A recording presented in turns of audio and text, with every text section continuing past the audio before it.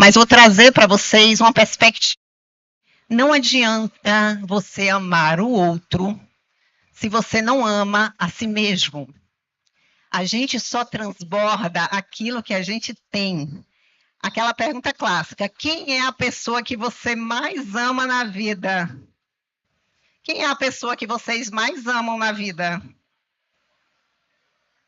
Neto? Pois é. Quem mais? Ah, muito bem. Então, assim, nas minhas palestras é unânime. Filho, mãe, neto. Ninguém para analisar a possibilidade desse lugar de amor próprio. Está sempre dedicado ao outro. E foi aí que a gente se perdeu, gente. De tanto buscar no outro esse lugar de amor, a gente não reconhece na gente esse lugar. E se você não reconhece esse lugar, você não tem amor para oferecer a ninguém. Não adianta achar que você ama mais o seu filho do que a você mesmo, porque o que você está oferecendo para ele não é amor. E eu vou comprovar isso rapidinho para você. Se você estiver cansado, se você estiver sobrecarregado, você vai derramar essa cansaço, essa sobrecarga em quem está perto de você. Quando você está estressado, quem é o primeiro que sobra em casa? É quem está perto, não é não? É o marido, é o filho, é ele que sobra. Então a gente transborda aquilo que a gente tem. Então, o princípio do amor próprio, ele estrutura a quântica análise, mas para ter amor próprio, você precisa cuidar dos 4 pilares. Ah, Kátia, hoje eu amanheci e resolvi me amar. Pronto, tudo certo. Hoje eu me amo. Não é simples assim. Na primeira armadilha da vida, você sucumbe. Eu estruturo meus 4 pilares todos os dias e eu garanto o meu lugar de amor próprio, independente do estressor que a vida vai me dar, porque a vida vai lhe dar estressores. A vida não é um mar de rosas, né, gente? E também não sei se seria legal que se fosse. Mas a gente vai ter estressores, sim, e a gente vai precisar lidar com eles. Se a gente não estiver bem, a gente adoece. Mas se a gente estiver com os 4 pilares estruturados, aí sim a gente consegue passar por ele. Vai sentir dor? Vai. E eu vou mostrar para vocês que dor não é o problema, mas você não vai adoecer. Porque dor não é sinal de morte. Dor é sinal de vida. Dor é sinal de alerta. Ele diz: pare e se olhe, porque tem alguma coisa em você que você vai precisar cuidar. E se você não escuta a dor, você cala ela com remédio, o que acontece? Ela cronifica no seu corpo e aí sim você adoece. Hipertensão não começa da noite para o dia, não, gente. Eu estou 20 anos no SUS atendendo pessoas e começa a pressão subindo porque brigou com o marido, a pressão subindo porque tem que ir no médico e tem medo de médico. E aí a pressão sobe, sobe, e aquela pessoa não olha para esse lugar. Toma ali um diurético, toma ali um hidroclorotiazida e está tudo certo. Aí o que acontece? Cronifica a dor e ele se intitula hipertenso. Não existe isso, eu sou hipertenso, eu sou diabético. Se alguém falar isso, você fala, não, você está hipertenso, você está diabético. Ser é um outro lugar. E a gente vai falar sobre cada um desses pilares. Porque se você tiver qualquer um deles desestruturado, seu corpo entra em estado inflamatório. E aí você adoece. Vamos começar? Pode passar. Qual é o primeiro pilar? Que pilar é esse aqui? O nome dele é prioridade. Vocês acham que eu estou falando de quê, gente? É o pilar da alimentação. Esse é um pilar fundamental para manter você saudável. E a gente não consegue ter consciência dele nesse lugar. Hipócrates, que foi o pai da medicina, lá em 470 a.C., ele já dizia: nosso alimento deveria ser o nosso remédio. E o nosso remédio deveria ser o nosso alimento. E eu ainda completo mais. Hipócrates diz assim: olha que interessante. Se você estiver doente, o remédio, o alimento alimenta a sua doença. Olha que interessante. Quer dizer, se eu estiver doente, o que eu como alimenta a minha doença. E aí, Kátia, eu vou ficar sem comer? A gente vai falar sobre isso no jejum. Mas a gente precisa entender que o alimento é um pilar fundamental para a qualidade de vida, para alta performance, para a saúde mental e para qualquer lugar de vida plena que você queira estar. Cuide da sua alimentação. Como eu faço isso? Pode passar. Um sistema que ele diz o tempo todo que eu tenho que consumir. Todo dia abre hamburgueria, pizzaria, todo dia uma cafeteria nova, cheia de doces. E a gente vai fazer essa percepção, essa consciência como, Kátia, sendo invadido o tempo todo pelo sistema. Eu costumo dizer nas minhas palestras que você escolhe o que entra na sua casa. A casa é sua. E quem decide é você o que vai entrar lá. Desde o que você assiste na televisão, as pessoas que você convida para estar lá, a energia que você coloca para dentro e o alimento que você consome. Se você está perdido, qualquer lugar para você cabe. Se disserem para você que aquele alimento é legal, é prazeroso e vai te liberar dopamina e serotonina rápida, você vai topar ter aquela pizza, aquele hambúrguer todos os dias. E olha, eu não sou extremista, não sou. Eu entendo que você pode ter equilíbrio e consumir aquilo que você gosta. Você não pode partir do excesso e da falta. E isso é o nosso grande problema quando a gente fala de alimentação. Eu pergunto para vocês, por quê? Por que vocês comem? Qual é o sentido de comer hoje? Alguém sabe me dizer?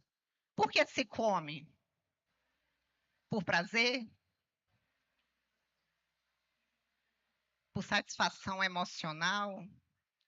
Porque eu estou muito triste, eu vou comer. Eu estou feliz, vou comemorar na pizzaria. Por que eu como? Qual é o sentido da comida na minha vida? E aí eu dou exemplo da moto. Tem alguém aqui que tem moto? Levanta a mão para mim. Pois é.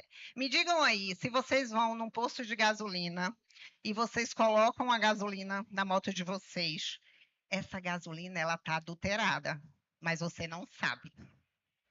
E aí você sai.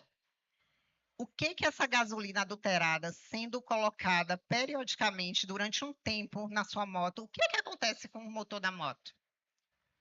Hã? Não é? Pifa. Dá problema. No primeiro mês você vai estar pleno. Você nem imagina que está com gasolina adulterada. Você vai andar. E aí ela começa a falhar. De uma hora para outra você já não tem mais aquela moto ali. Ela está totalmente deteriorada. Exatamente assim acontece com o seu corpo. Num prazo um pouco mais longo do que com a moto. Mas o que você consome, ele vai acumulando no seu corpo. É um combustível do seu corpo, é o que você come. É a sua digestão. Se você coloca alimentos inflamatórios no seu corpo vai pifar. Não vai pifar com um mês, não vai pifar com um ano, vai pifar com 10 anos, com 20 anos. Você vai começar a entender que aquela cefaleia, aquela dor de cabeça constante, aquele humor oscilando, Kátia, eu acordo bem quando eu estou na tarde, eu estou nervosa, estou nervoso, eu estou estressado. O que que acontece comigo? Como é que está o nível de açúcar no seu corpo? Porque é isso que o açúcar faz. Ele altera o seu humor. E às vezes a gente bota a culpa na mulher, no marido, no trabalho. Então é holístico, gente, não é um fator só, são muitos fatores que influenciam. Então, alimento, ele não é emocional. Alimento é combustível para o corpo. Quando você olhar para a comida, você vai olhar e perguntar assim: essa comida aqui, esse alimento aqui, vai me deixar mais forte? Vai deixar o meu corpo mais forte? E eu não estou falando de força muscular de palco, não, gente. Eu estou falando de força de vida. Porque quando você estiver com 60, 70 anos, você vai precisar de alguém para ajudar você, levar você no banheiro. Alguém quer isso para a vida de vocês? Eu não quero. Eu quero autonomia.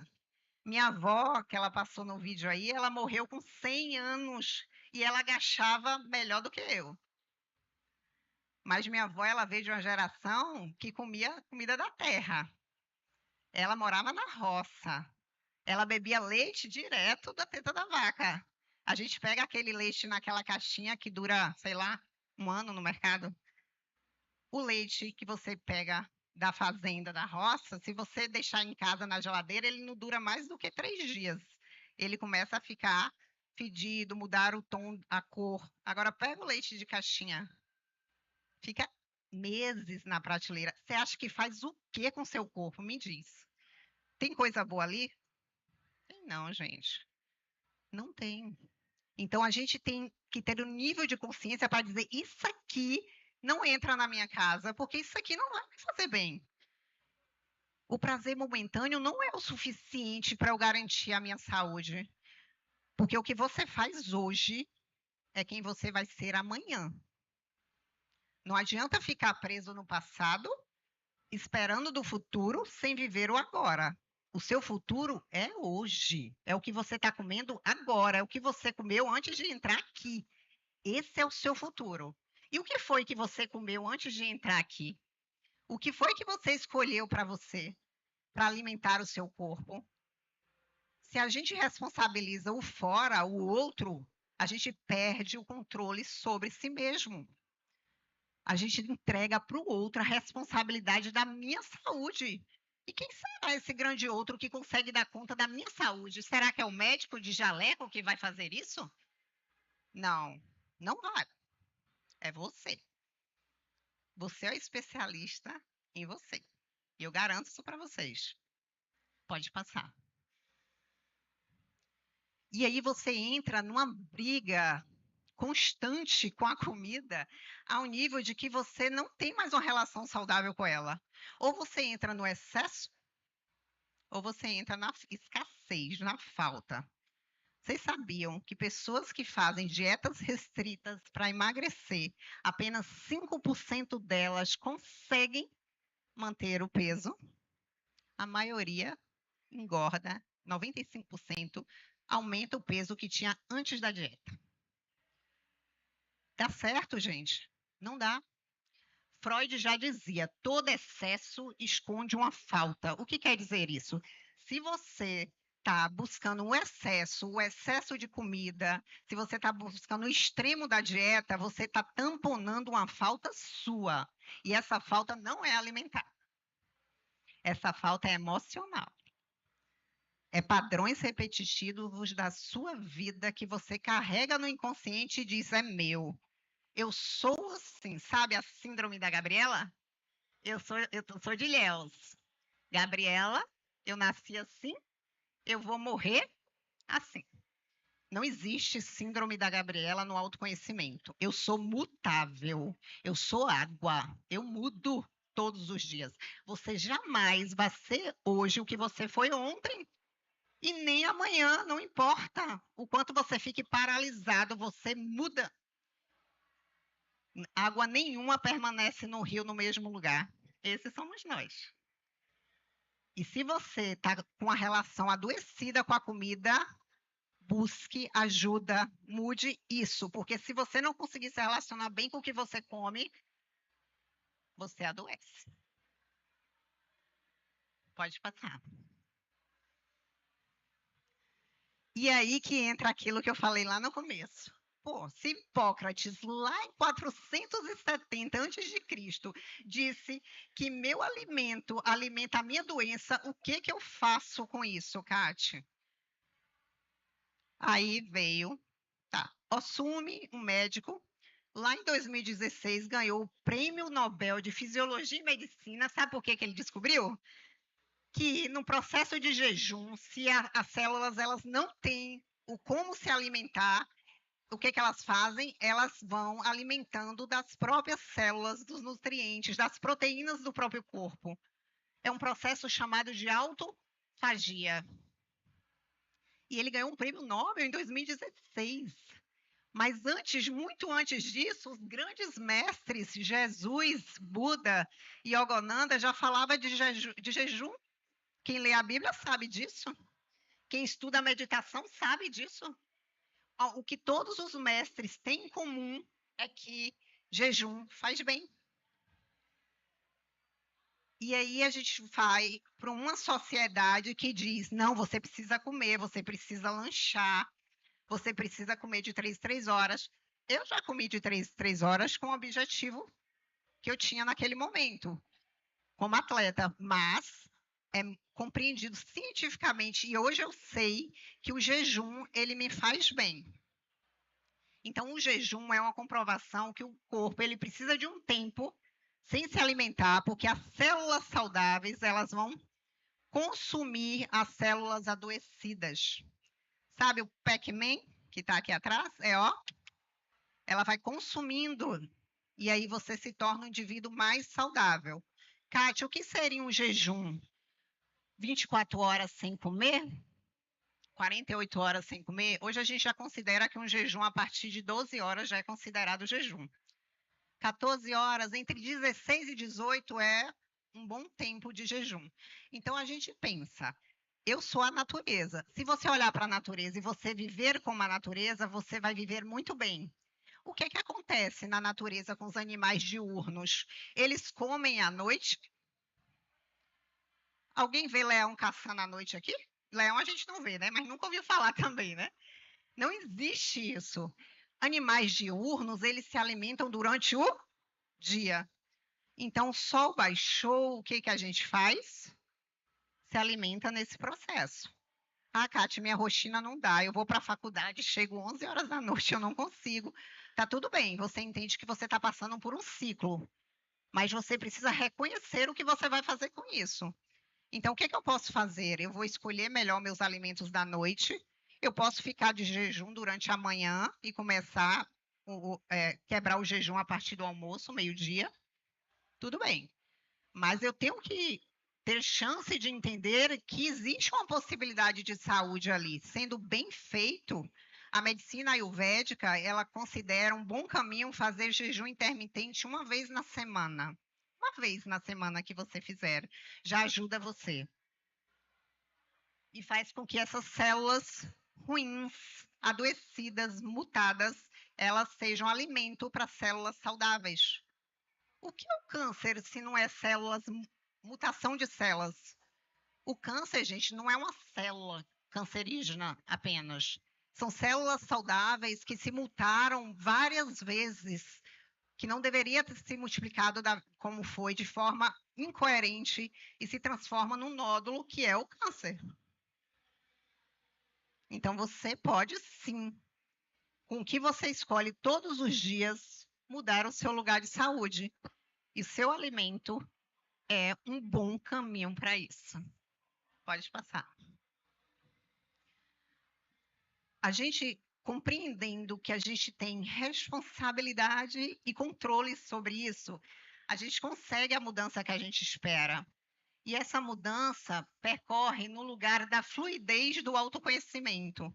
Eu sempre digo, nós somos água, fluida e persistente, mas a maioria das vezes a gente se coloca rocha, presa, resistente. Eu sou assim, sabe? Eu sou estressado, eu sou ansioso, eu sou impaciente. Não, isso é autolimitação, isso não é autoconhecimento. Você não é assim, você está assim. Você é água. E como água, ninguém te para, a não ser que você queira. Nosso corpo é feito mais de 70% de água. Literalmente, nós somos água. Como vivemos, como nos colocamos no mundo e biologicamente falando também. Então, não se limite. Não se limite com padrões, não se limite com crenças geracionais. Kate, minha família toda é diabética.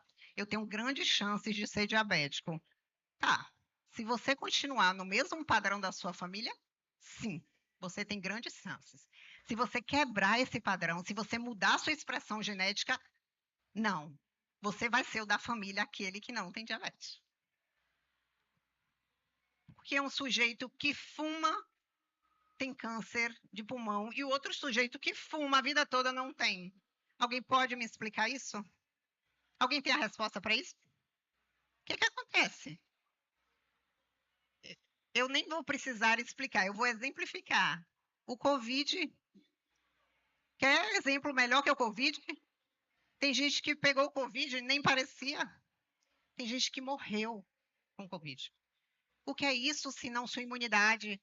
O seu corpo dizendo que ele não suporta aquilo porque ele está inflamado. Qualquer coisa que entrar vai machucar muito ele. E corpo inflamado não inflama do dia para a noite, gente. Ele inflama num processo. É você se perdendo de você todo santo dia. E chega um dia que ele não suporta mais. E não é só o corpo, a mente, principalmente. Ela paralisa, ela adoece antes do corpo. A gente precisa ter consciência disso para mudar o que só a gente consegue mudar. Nenhum médico, nenhum psicólogo, nenhum nutricionista, ninguém tem a expertise e o poder de mudar a sua vida que não seja você. Se eu perguntar aqui, quem aqui entende que a atividade física é importante? Levanta a mão para mim, por gentileza. Maravilha! Agora eu vou fazer a pergunta de milhões e eu espero. Quem aqui pratica atividade física regularmente? Oh, muito bom! Vocês não fazem ideia. Quando eu pergunto isso numa palestra, não tem 20% que levante a mão. E 100% sabe que é importante. Cátia, por quê? Eu sei que é importante e eu não faço. Por quê? Pode passar. O pilar da atividade física, ele vai vir depois. Mas esse aqui eu preciso trazer com muito cuidado, porque ele sustenta muito o nosso bem-estar. Esse é o pilar da entrega. Qual é o pilar que ele representa? O sono. Alguém aqui tem dificuldade com sono para iniciar, manter ou acorda muito cedo? Levanta a mão para mim. Pois é, isso é mais comum do que a gente imagina. E olha, tem gente que acha que dorme, viu? Que está dormindo bem e acorda mais cansado do que quando está desperto. E eu vou explicar por quê. O lugar do sono não é apenas um lugar que você descansa. Ali você entra no seu inconsciente. Vocês sabem o que são sonhos? Tem alguém aqui que sonha? Sonhos são conteúdos inconscientes, gente. A gente leva o sonho para dentro da análise e eu interpreto ele todinho para você. Você fala, impossível, Kátia, meus sonhos são muito loucos. É tipo eu andando de bicicleta, descendo, subindo uma nuvem. Não, você não vai ter condição de me dizer que isso é uma questão emocional ou psíquica minha. Pô, eu provo isso para você. Ele pega seus conteúdos inconscientes, aquilo que você não deu conta, que ficou guardadinho lá, mistura com sua rotina, com o que você aconteceu com você ontem, com sua preocupação, faz ali um baralho e joga no sonho. E aí o inconsciente abre. Que ninguém aqui controla sono. Alguém consegue controlar sono? Eu não consigo. Se o sono pega, a gente dorme. Você pode até ficar sem comer, mas sem dormir você não fica. Concorda? Isso é essência, isso é a possibilidade de você conseguir viver. Então, o sono ele é importantíssimo, só que o sono da gente não está mais o mesmo. E eu vou explicar por quê. Pode passar, por favor. O que que acontece? Na época da minha avózinha de 100 anos, faleceu em novembro, uma mulher incrível. Ela morava na roça. Na casa dela tinha apenas 2 lamparinas. Quando dava 6 horas da tarde, o sol baixava, acendia a lamparina. O querosene não durava muito. Quando dava por volta de 7, já estava tudo no escuro. O que que a gente vai fazer no escuro? Basicamente, dormir. Então, antigamente, a gente tinha um fluxo natural de sono. Agora me diga o que que você tá, como é que você tá 9 horas da noite hoje? Ó, que horas são aí, gente? 9? Ó quanta luz tem aqui. O que que você está dizendo para o seu cérebro? Tá de dia. Tá de dia. Peraí, eu tô ativa. Isso não é hora de produzir melatonina. Não é. Glândula pineal não produza, porque eu tô de dia. É a luz que entra nos seus olhos que faz conduzir a produção de melatonina. Vocês sabem o que é melatonina? Alguém faz suplementação de melatonina aqui? Faz? Faz? Dica de milhões: guardem a embalagem num lugar escuro, senão perde o poder da melatonina, tá? Eu- sim. Não, não, não. Não, ela está perguntando, ela toma magnésio também, se você guardar no escuro. Não. O que que acontece? A melatonina, ela é produzida, ela é liberada com a inibição da luz. Se você suplementa, se tem a melatonina em cápsula ou em gotas, está num potinho, se deixar exposta à luz, ela vai perdendo o poder dela, a eficiência dela. Então não pode, você tem que guardar em lugar escuro, tá? Então, quando você está com a luz, inibe a produção de melatonina. Quando escurece, você começa a produzir melatonina. Só que se está muito claro, se está muito. O dia está ativo ali ainda 9 horas da noite, com luz de celular, com luz de televisão, com tudo aquilo, você não tem como produzir melatonina com a mesma eficiência, gente. É real. A gente precisa ensinar o corpo a mudar a perspectiva dele de sono. É o ritual do sono. Pode passar. Passa aí, Badaró, por favor. O ritual do sono que vai ajudar a gente a ensinar o corpo da gente a produzir melatonina com eficiência novamente. Existem dois momentos do nosso sono. É o momento do sono não REM e o momento do sono REM. Esses aqui são os momentos mais importantes do processo de sono. Sabe quando a gente acorda, tipo, 3 horas da manhã, todo dia no mesmo horário, assustado, às vezes angustiado, às vezes não acontece isso? Alguém já passou por isso? Eu já passei. Aí fala, pô, todo dia, se for olhar no relógio, é quase 3 horas da manhã, não é? É porque na hora que você sai do sono não REM para o sono REM. O que, que acontece no sono não REM? É aquele sono profundo. É depois que você deita, você apaga, você dorme, você entra no sono não REM. Esse sono não REM é no início da noite e ele é o regulador de hormônios, como o hormônio da saciedade, que é a leptina, a grelina, que é o hormônio do sono. Ele ajuda a regular esses hormônios e principalmente o GH, que é o da recuperação muscular. Então é nesse horário aí, por volta de aí, quando você deita 21 horas, 20, que seria o ideal, né? Até as 2 horas da manhã, você está no sono não REM. Você está naquele sono que se você não escuta, você não acorda com tanta facilidade. Aí, quando dá 2 horas da manhã em diante, você entra no sono REM. O sono REM é o sono dos sonhos vívidos. É quando você sonha. E aí tem a atonia muscular. O que é a atonia muscular? É que você não se mexe. Porque se você se mexesse, você saía para viver seu sonho. Aí é nessa hora que o corpo ele fica estático. Às vezes a pessoa sente como se tivesse a alma saindo do corpo, sabe? Acontece isso às vezes. É nesse momento. Então, a hora do sono REM é da metade da noite em diante. São os sonhos vívidos, como eu falei, e é aqui que você traz para consistência e você coloca em prática o processo de aprendizagem, de reter as informações do dia, daquilo que você aprendeu. Esse aqui é o processo de memória e aprendizagem. É aqui que você internaliza isso, é nesse momento. Se o seu sono ele está cortado, se você está dormindo um pouco, você não passa por esses dois momentos. E se você não passa por um desses dois momentos, você está em processo de adoecimento. Aos poucos, seu corpo ele vai ficando fragmentado e você vai sentindo isso. Então, vai vir de diversas formas, desde o humor, a ansiedade, comportamentos depressivos. O que acontece? Quando a gente está com dificuldade do sono, o que a gente faz? Na maioria das vezes a gente vai no médico e diz, doutor, eu estou sem dormir, me ajude aí. Aí vai lá um diazepam, cuidado que é citalopram, os considerados aí psicoestimulantes, eles alteram o sono, tá? Então você vai querer um remédio para calar aquilo ali, certo?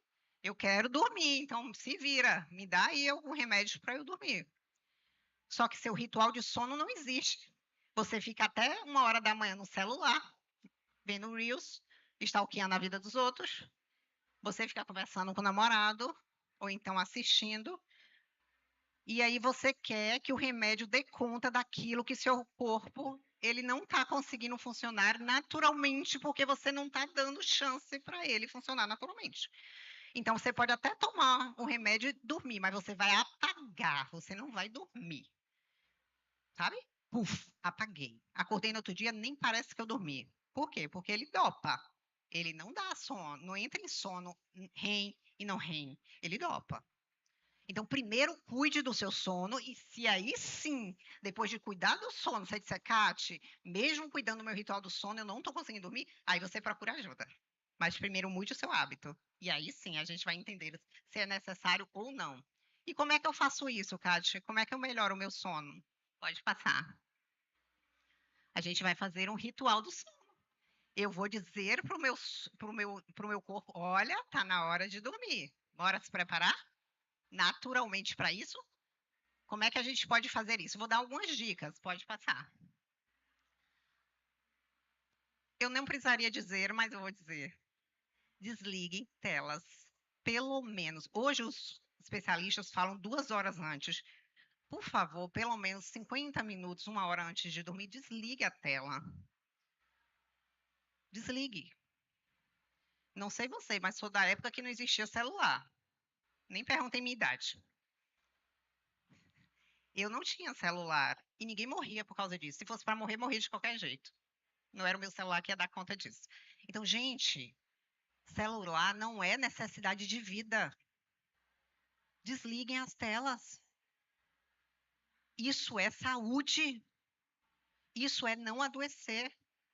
Desliguem as telas 40, 50 minutos antes de dormir. Se puder ser antes, melhor ainda. Aquela luz azul que está na sua tela do celular, ela hiperativa seu cérebro. Sabe quantas horas você leva para o seu cérebro descansar depois disso? 4 a 5 horas. Nem façam as contas, que vocês nem dormiram direito. Tá? Então, desliguem as telas.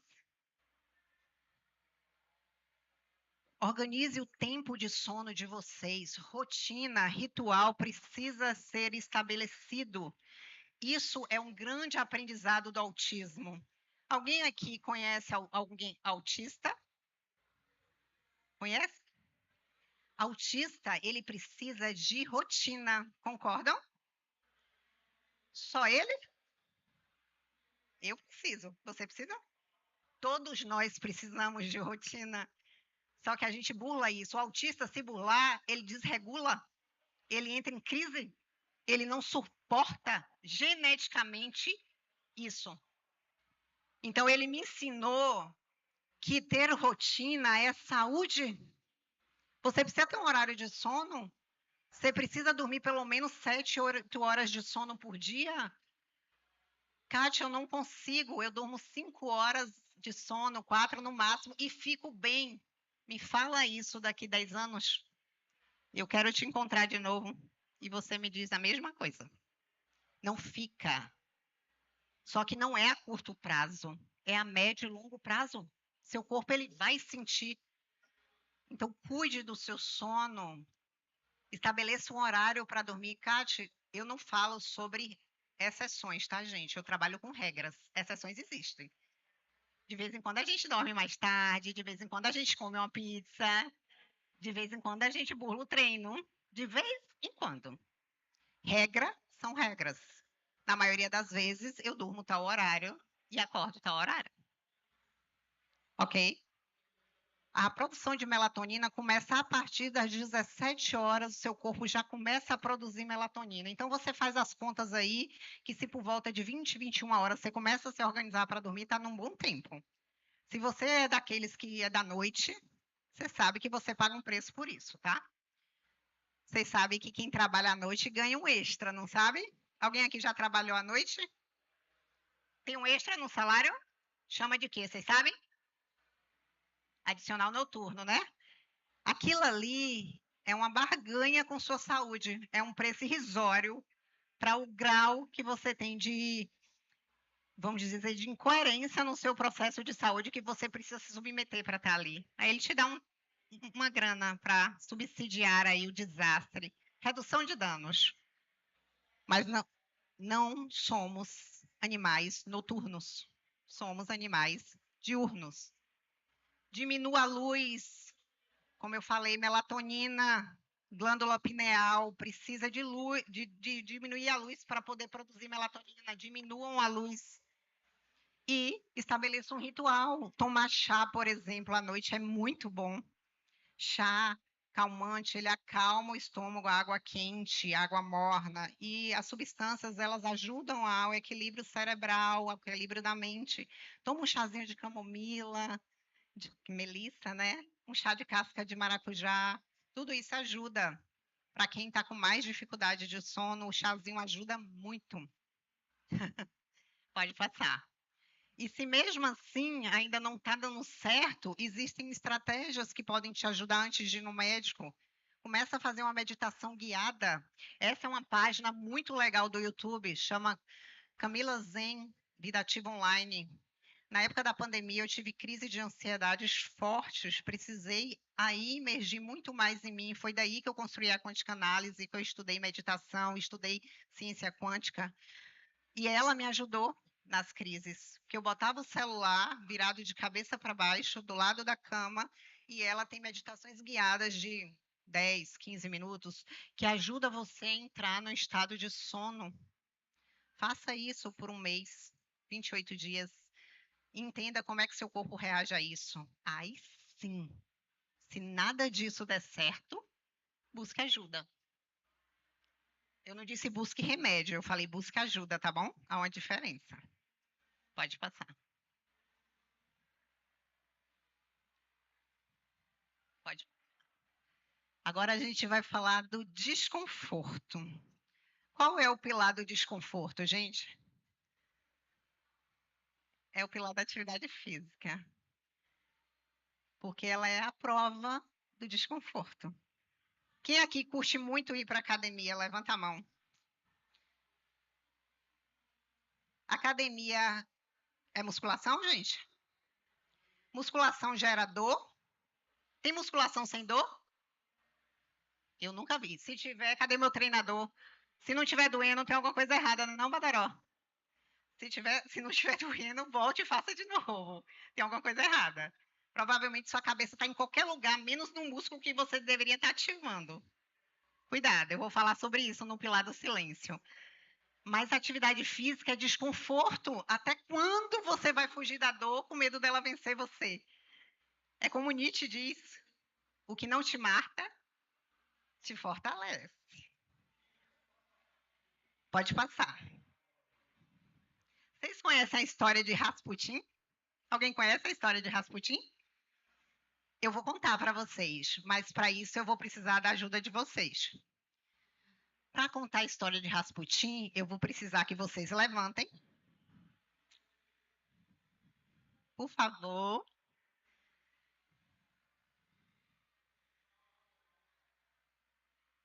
E eu vou precisar que vocês afastem um pouquinho a cadeira de vocês da frente. Só um pouquinho. Eu vou precisar que vocês fiquem em posição de agachamento. Vamos lá? É rapidinho. Todo mundo em posição de agachamento. Bora, abaixa aí, galera. Eu vou contar rapidinho a história de Rasputin. Tem muita história legal sobre ele. Nenhumas não são muito legais. Mas uma muito legal é que ele estimulou o conceito de hormese. Que conceito é esse? É um princípio, um processo biológico que você coloca no seu corpo pequenas doses de estresse, que pode ser químico, físico ou psicológico, e ajuda a deixar seu corpo mais forte. Ele fazia isso com veneno. Ele era um místico da Grécia, da Rússia, perdão, e ele entendia que tinha muita gente que não gostava dele. Aí ele começou a tomar pequenas doses de veneno. Um dia tentaram matar ele com a grande dose de veneno que mataria um cavalo fácil.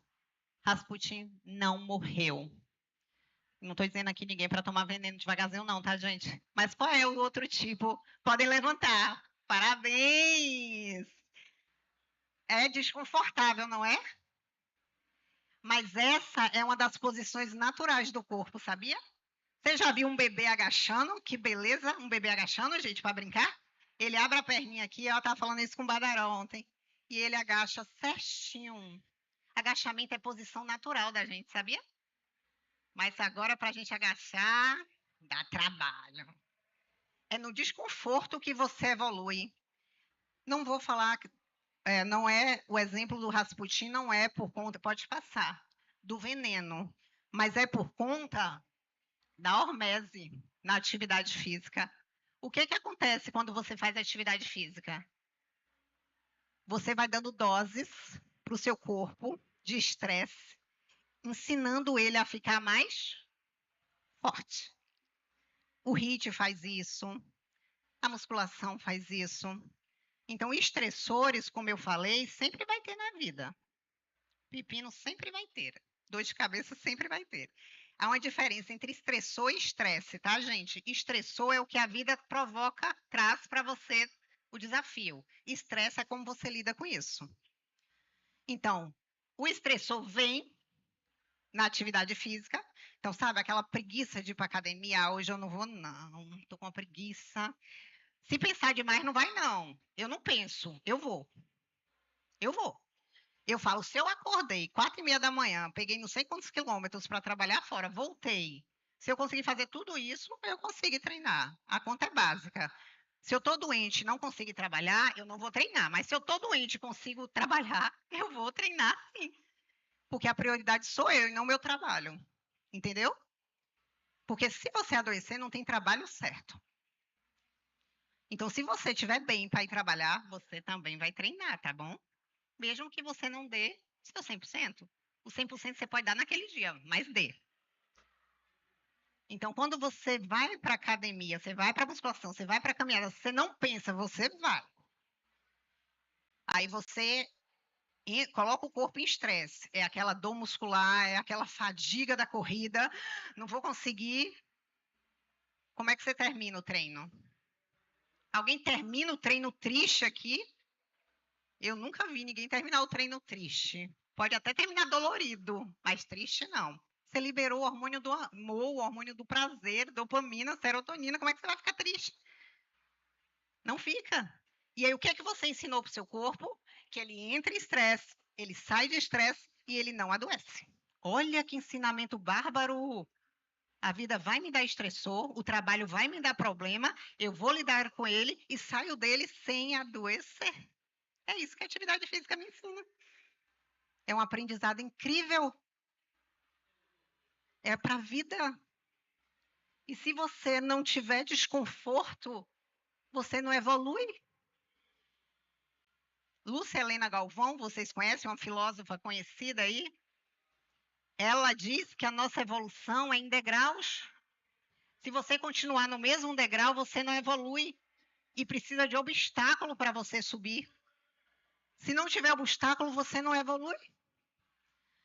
Então, enquanto eu estou batendo no degrau aqui, querendo continuar no mesmo lugar, eu não evoluo. Quando isso aqui se torna insuportável, que é quando a gente está muito mal, ou aqui, ou no corpo, aí a gente para e diz, eu tenho que fazer alguma coisa. Aí você pega e olha para cima, olha, tem mais um degrau ali, eu vou subir. Você evolui.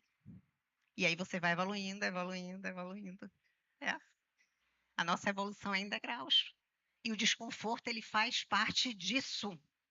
Ele faz parte disso. Não temam a dor. Ela não é sinal de morte. Ela é sinal de evolução. Pode passar. Só que para isso você precisa de coragem. E coragem vem de coerência. É você entender que aquilo ali faz parte do seu processo. É você reconhecer e ter consciência do que você quer para você. A diferença entre o sucesso e o fracasso só é uma: a coragem. É você ter coragem de tentar, tentar, tentar até conseguir. É só isso, gente. Coragem. E não existe coragem sem medo. Senão não é coragem. Se não tiver medo, não é coragem. Não é isso? O medo não é o problema. O problema é ele te paralisar. É ele não deixar você evoluir. Pode passar. Pode passar. Não, volte, por favor. A cultura do medo. Temos no corpo um sistema próprio que é muito mais eficiente que qualquer farmácia. Deepak Chopra, um grande físico quântico, ele diz isso. Seu corpo é a farmácia mais eficiente que você tem. Gente, você corta o dedo e se você lava a mão e deixa lá, ele cura? Quando você corta o dedo com a faca, lava e deixa, ele cura? Ele cura sozinho? Não cura? Seu corpo, ele é a melhor farmácia que você tem. Só que a gente teme a dor. A gente foge dela. Hoje em dia tá doendo, o que que a gente faz? Doutor, pelo amor de Deus, estou sentindo dor. Cala ela. Sabe aquele negócio quando a gente é pequeno que bate, o joelho fica roxo, a mãe vem, mete o dedo assim, a irmã vem e fala, deixa eu ver se tá doendo. Não é danado pra fazer isso? Às vezes a gente mesmo faz assim, deixa eu ver até quando tá doendo. Isso aí, antigamente, era muito comum a gente testar a dor até o insuportável. Hoje não, hoje a gente quer calar ela a qualquer custo. E o preço é o adoecimento. Porque se você cala ela, você não sabe o que ela está tentando te dizer. E quando ela surgir, ela já surge crônica, em adoecimento, num câncer, numa hipertensão, numa diabetes. Aí, meu filho, se você tinha qualquer problema, acabou de acabar seus problemas, que o único problema que você vai ter é a sua doença. Você só vai pensar nela, você vai viver para isso, buscando fora a solução do que está dentro de você.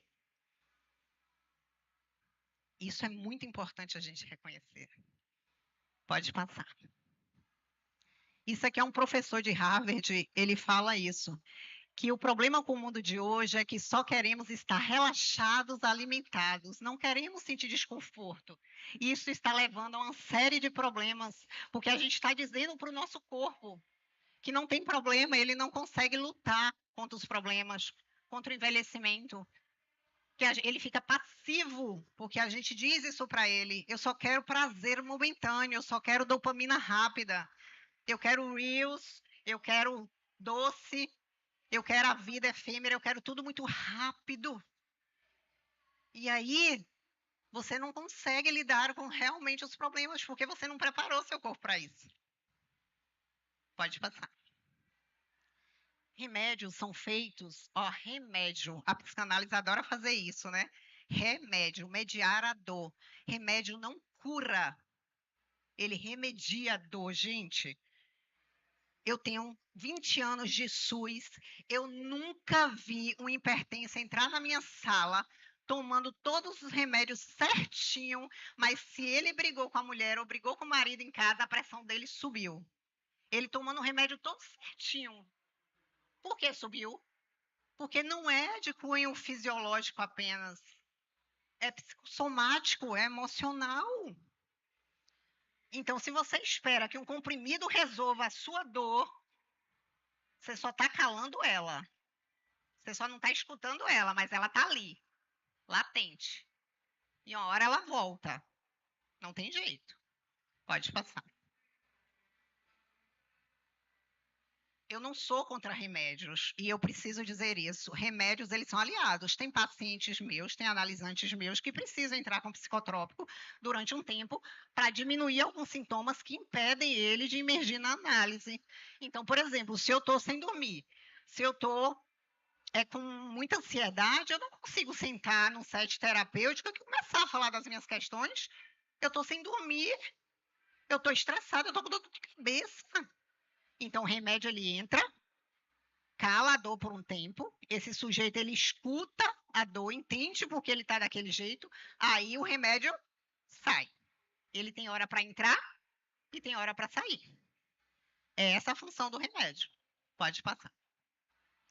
E o último é presença. Presença é o silêncio. Saramago já dizia, de vez em quando a gente tem que sair da ilha para ver a ilha. Então, o silêncio é isso. É ser observador de si mesmo. Pode passar. É silenciar a mente para escutar a si mesmo. Alguém consegue calar a mente aqui? Levanta a mão para mim, por favor. Quem já conseguiu calar a mente, por favor, levanta a mão.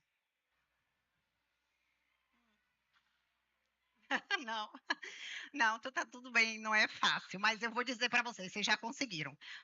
Vou dar um exemplo. Se você vai para um lugar bem legal, eu adoro natureza, eu sou da natureza. Se você vê um mar bem lindo, lá em Ilhéus tem, viu, gente? Quem não conhece, vá. Ilhéus, Itacaré, aquele marzão lindo que você senta lá e por um segundo você contempla e nada mais importa a não ser a beleza que tem ali. Isso é calar a mente. Que seja um segundo, 2, tá o suficiente. Isso é meditação. Todo mundo fala, ai, Kátia, eu não consigo meditar, eu sou muito agitado. Esses que são bons para meditar. Meditação é exercício diário. Eu medito todos os dias. Quer dizer que todos os dias eu consigo calar a mente? Não. Mas todo dia eu estou lá sentada, em posição, meditando. Tem dia que a mente me atropela. Mas se ela deixa por um minuto o silêncio, eu fico a semana toda zen. Porque só precisa de um segundo para calar a mente, para você sentir isso. E eu vou provar isso para vocês agora, como é difícil calar a mente. Eu estou aqui na frente conversando com vocês, mas a cabeça de vocês passa por tudo que é lugar. Do que está questionando até sobre mim, da onde eu venho, quem eu sou, se eu tenho um filho, o que essa tatuagem representa, não é não? Aí vocês podem até imaginar assim. Pode passar. Quem é a Catiane? Ela tem filhos? Tem cachorro? Que vida é essa que ela leva? É a mente levando a gente para tudo que é canto. Era para estar aqui, me ouvindo e conectado com o que eu estou dizendo. Mas vira e mexe, a mente pega você e ó, leva para outro lugar. Tá, gente? Eu tenho filhos, pode passar. 2 rapazes. Eu tenho pets também, mas não está aí. Tenho 2. Mas o que eu quero provar para vocês é que a mente, ela mente. A mente, ela leva para você para lugares que não existem. E você não precisa acreditar nela, ok? Você não precisa acreditar nela. Questione ela. Como assim? Isso não tem nada a ver. Crise de ansiedade é isso. É você estar projetando o futuro o tempo todo achando que um desastre vai acontecer. A mente mentindo e você acreditando nela. Essa sou eu. Realmente, meu Deus, vai acontecer alguma coisa nessa viagem. Eu não vou, não. Baseado em quê? Então, a mente, ela mente. A gente precisa aprender a calar ela. Como que cala a mente, Kati? Pode passar. Gente, calar a mente é o mais fácil. O barulho é o que vocês fazem, eu faço o tempo todo. A mente, a gente é silêncio. Só que a gente se esforça para estar no barulho o tempo todo, produzindo, pensando, pensando, pensando, pensando. Porque disseram para a gente que a gente não produzisse, a gente era ineficiente. Então, é muito fácil. Pode passar. Vamos ver como é que a gente faz isso? Trouxe algumas possibilidades, mas vocês podem até trazer mais. Meditação. Eu costumo dizer que meditação, oração, você fala com Deus. Meditação, você escuta Deus. Escuta Deus. Meditação não é difícil, é prática. É silenciar. Não é controlar, não vou pensar, não vou pensar, não vou pensar. Não é assim. É parar, fechar os olhos e deixar o pensamento vir como se fosse uma tela de cinema passando. passando, e uma hora, puf, você entra em silêncio. É simples.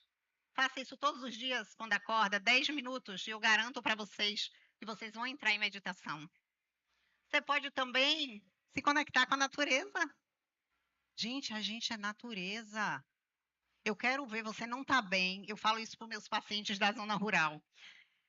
E disseram para eles porque morar na zona rural seria marginal, marginalizados. Gente, morar na zona rural é privilégio. Eu quero ver você entrar em crise de ansiedade, tirar o sapato, pisar na grama por 10 minutos se você não melhora. O nome disso é ground.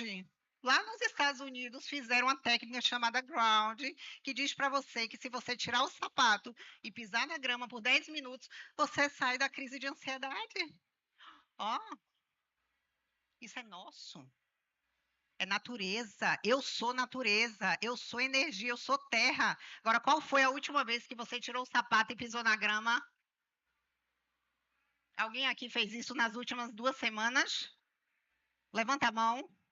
Oh, que bom. Façam isso sempre.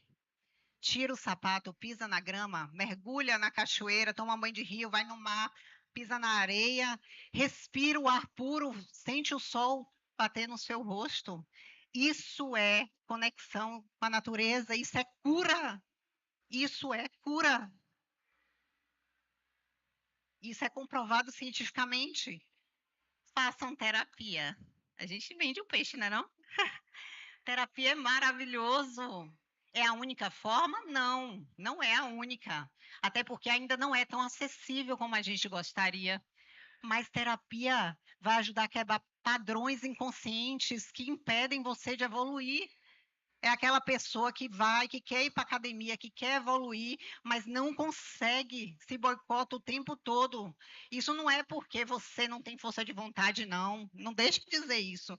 Isso é porque você tem padrões inconscientes da vida toda carregado pelas suas gerações, mãe, avó, e você carrega como se fosse seu. Rompa com isso na terapia. A gente ajuda vocês nisso. Dança circular, não é dança do TikTok não, viu gente? Pelo amor de Deus. É dança circular, é dança que faz você sentir o som. É terapêutico, é silêncio, é meditação. Qualquer um desses, se você fizer, você está no pilar do silêncio. E tudo isso junto faz você mudar o seu lugar de saúde. 4 pilares, mudanças sutis, uma vida diferente, uma vida plena. Não parece tão difícil, não é? Pode fazer.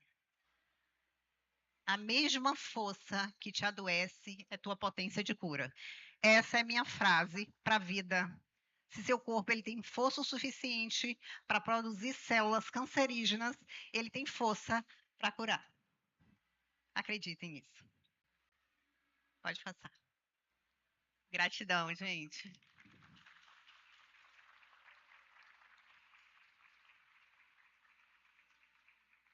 Vitor? Aqui são os... Bota aí, Vitor, rapidinho. Aqui é meu Instagram. Eu trabalho muito com a parte tanto do lugar de empoderamento, principalmente do feminino, e como com autismo também, meu e-mail e meu contato.